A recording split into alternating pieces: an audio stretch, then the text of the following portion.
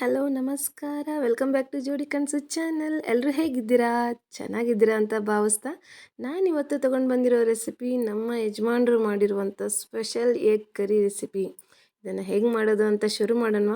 ಮೊದಲಿಗೆ ನಾನಿಲ್ಲಿ 4 ಮೊಟ್ಟೆನ ಬೇಯಿಸೋದಕ್ಕೆ ಇಟ್ಟಿದ್ದೀನಿ. ನಂತರ ಒಂದು ಮಿಕ್ಸರ್ ಜಾರ್ಗೆ ಟೊಮೆಟೊ ಮತ್ತು ಒಣ ಕೊಬ್ಬರಿ ಮತ್ತು 2ರಿಂದ 3 ಲವಂಗ ಮತ್ತು ಸ್ವಲ್ಪ ಚಕ್ಕೆನ ಹಾಕಿ ಸಾಫ್ಟ್ ಆಗೋ ಹಾಗೆ ಮಿಕ್ಸರ್ ಮಾಡ್ಕೋಬೇಕು. ನೋಡಿ, ಮಿಕ್ಸರ್ ಯಾವತ್ತೂ ಈ ರೀತಿ ಸಾಫ್ಟ್ ಆಗಿರೋದ್ರಿಂದ ಕರಿ ತುಂಬಾ ಚೆನ್ನಾಗಿ ಬರುತ್ತೆ. ನಂತರ ಒಂದು ಪಾತ್ರೆಯಲ್ಲಿ ಎಣ್ಣೆ ಬಿಸಿಯಾದ ನಂತರ ಇದಕ್ಕೆ 2 ಒಣ ಮೆಣಸಿನ್ಕಾಯಿನ ಹಾಕ್ಕೊಂಡು ಚೆನ್ನಾಗಿ ಫ್ರೈ ಮಾಡ್ಕೊಳ್ಳಿ. ನೋಡಿ, ಚೆನ್ನಾಗಿ ಫ್ರೈ ಆದ ನಂತರ ಇದಕ್ಕೆ ಸಾಸಿವೆ ಜೀರಿಗೆ ಹಾಕಿ ಚಟಪಟ ಅನ್ನೋವರೆಗೂ ಬಿಡಿ. ನಂತರ ಇದಕ್ಕೆ ಹೆಚ್ಚಿಟ್ಟಿರುವಂಥ ಉಳ್ಳಾಗಡ್ಡಿನ ಹಾಕಿ ಚೆನ್ನಾಗಿ ಫ್ರೈ ಮಾಡ್ಕೊಳ್ಳಿ. ಅದು ಎಲ್ಲ ಹಸಿ ವಾಸನೆ ಎಲ್ಲ ಹೋಗಬೇಕು. ನೋಡಿ, ಚೆನ್ನಾಗಿ ಈ ಥರ ಫ್ರೈ ಆದ ನಂತರ ಇದಕ್ಕೆ ನಾವು ಕ್ಯಾಪ್ಸಿಕಮ್ ಹಾಕ್ಕೊಳ್ತಾ ಇದ್ವಿ. ಇದು ಆಪ್ಷನಲ್. ನಮ್ಮ ಯಜಮಾನರಿಗೆ ಕ್ಯಾಪ್ಸಿಕಮ್ ಅಂದರೆ ತುಂಬಾ ಇಷ್ಟ, ಅದಕ್ಕಾಗಿ ಅವರು ಆ್ಯಡ್ ಮಾಡ್ತಿದ್ದಾರೆ. ನೋಡಿ, ಇದು ಕೂಡ ಸಾಫ್ಟ್ ಆಗೋವರೆಗೂ ಚೆನ್ನಾಗಿ ಮಿಕ್ಸ್ ಮಾಡ್ಕೊಳ್ಳಿ. ನಂತರ ಇದಕ್ಕೆ ರುಚಿಗೆ ತಕ್ಕಷ್ಟು ಉಪ್ಪು ಅರಿಶಿನ ಹಾಕಿ ಚೆನ್ನಾಗಿ ಮಿಕ್ಸ್ ಮಾಡ್ಕೊಳ್ಳಿ.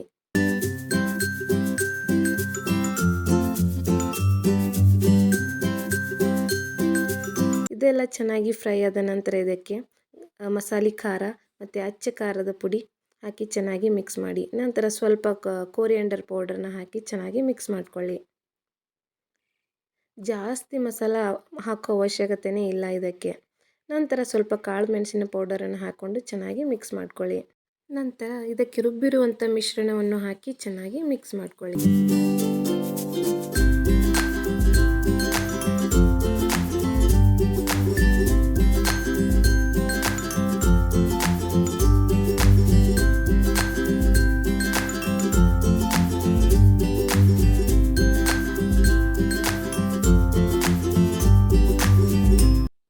ನೋಡಿ, ಚೆನ್ನಾಗಿ ಮಿಕ್ಸ್ ಆಗಬೇಕು.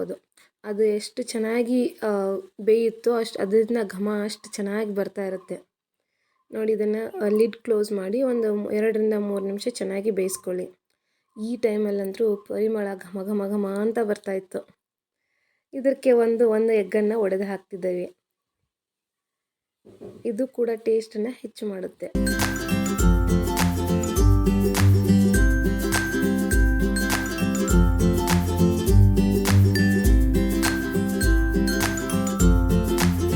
ಪೇಸ್ಟ್ನ ಹಾಕ್ತಾ ಇದ್ದೀವಿ.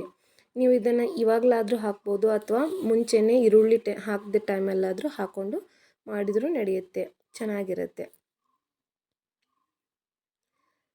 ನಮ್ಮ ಯಜಮಾನರು ಮಾಡೋದ್ರಲ್ಲಿ ಎಗ್ ರೆಸಿಪೀಸ್ ಮತ್ತು ಚಿಕನ್ ರೆಸಿಪೀಸ್ನ ತುಂಬ ಚೆನ್ನಾಗಿ ಮಾಡ್ತಾರೆ. ಅವರು ಮಾಡಿರೋ ಇದು ಮೊದಲನೇ ರೆಸಿಪಿನ ನಾನು ಅಪ್ಲೋಡ್ ಮಾಡ್ತಾ ಇದ್ದೀನಿ. ನಿಮಗೂ ಕೂಡ ಇಷ್ಟ ಆಗುತ್ತೆ ಅಂತ ಅಂದ್ಕೊಂಡಿದ್ದೀನಿ.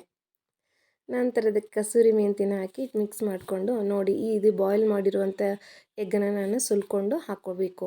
ಇದನ್ನು ಕೂಡ ನಾವು ಮೊದಲಿಗೆ ನನಗೆ ಚೆನ್ನಾಗಿ ಬೇಯಿಸೋಕ್ಕೆ ಬರ್ತಾ ಇರಲಿಲ್ಲ. ಇದನ್ನು ಒಂದು 10ರಿಂದ 12 ನಿಮಿಷ ಚೆನ್ನಾಗಿ ಬೇಯಿಸ್ಕೊಂಡ್ರೆ ಒಳಗಡೆ ಎಲ್ಲ ಚೆನ್ನಾಗಿ ಬೆಂದಿರುತ್ತೆ. ಅದು ಕೂಡ ಒಂದು ತುಂಬಾ ಕಲಿಕೆ, ಮೊಟ್ಟೆ ಬೇಯಿಸೋದು ಕೂಡ. ನಂತರ ಆ ಬೇಯಿಸಿರೋ ಮೊಟ್ಟೆನ ಇದಕ್ಕೆ ಹಾಕ್ಕೊಂಡು ಚೆನ್ನಾಗಿ ಮಿಕ್ಸ್ ಮಾಡ್ಕೊಳ್ಳಿ. ಆ ಮೊಟ್ಟೆ ಎಲ್ಲ ಎಷ್ಟು ಹಿಡಿಯುತ್ತೋ ಅದು ಟೇಸ್ಟ್ ಕೂಡ ತುಂಬಾ ಚೆನ್ನಾಗಿರುತ್ತೆ. ಇದಕ್ಕೆ ಫ್ರೆಶ್ ಆಗಿರೋ ಕೊತ್ತಂಬರಿ ಸೊಪ್ಪನ್ನು ಕಟ್ ಮಾಡಿ ಹಾಕಿ ತುಂಬ ಚೆನ್ನಾಗಿ ಬರುತ್ತೆ. ಆ ಘಮ ಘಮ ಸ್ಮೆಲ್ಲು, ಆಹಾ! ನೀವು ಒಮ್ಮೆ ಮಾಡ್ಕೊಳ್ಳಿ. ನಿಮ್ಮ ಮನೇಲಿ ಹೇಗೆ ಬಂದಿತ್ತು ಅಂತ ಕಮೆಂಟ್ ಮೂಲಕ ತಿಳಿಸೋದನ್ನು ಮರಿಬೇಡಿ. ನೋಡಿ, ಎಗ್ ಕರಿ ಅಥವಾ ಎಗ್ ಮಸಾಲ ಏನಂತೀರಾ, ಅದು ರೆಡಿಯಾಗಿದೆ. ಇದನ್ನು ನೀವು ರೊಟ್ಟಿ ಅಥವಾ ಚಪಾತಿ, ಪರೋಟ, ಅನ್ನದ ಜೊತೆ ಕೂಡ ಸರ್ವ್ ಮಾಡ್ಬೋದು. ನಾನಿಲ್ಲಿ ಬಿಸಿ ಬಿಸಿ ರೊಟ್ಟಿ ಮಾಡಿದ್ದೆ ಮತ್ತು ನಮ್ಮ ಯಜಮಾನರು ಅನ್ನಕ್ಕೆ ಏನೋ ಸ್ವಲ್ಪ ಹಳದಿ ಹಾಕಿ ಯೆಲ್ಲೋ ಕಲರ್ ರೈಸ್ ಥರ ಮಾಡಿದರು. ಅದು ತುಂಬಾ ಚೆನ್ನಾಗಿತ್ತು. ನೀವು ಮನೆಯಲ್ಲಿ ಹೇಗೋ ವೀಕೆಂಡ್ ಬರ್ತಾ ಇದೆ, ಟ್ರೈ ಮಾಡಿ ಹೇಗೆ ಬಂದಿತ್ತು ಅಂತ ಕಮೆಂಟ್ ಮೂಲಕ ತಿಳಿಸಿ. ನಮ್ಮೆಲ್ಲ ವೀಡಿಯೋಗಳನ್ನು ಹೀಗೆ ಸಪೋರ್ಟ್ ಮಾಡ್ತಾಯಿರಿ. Thank you all.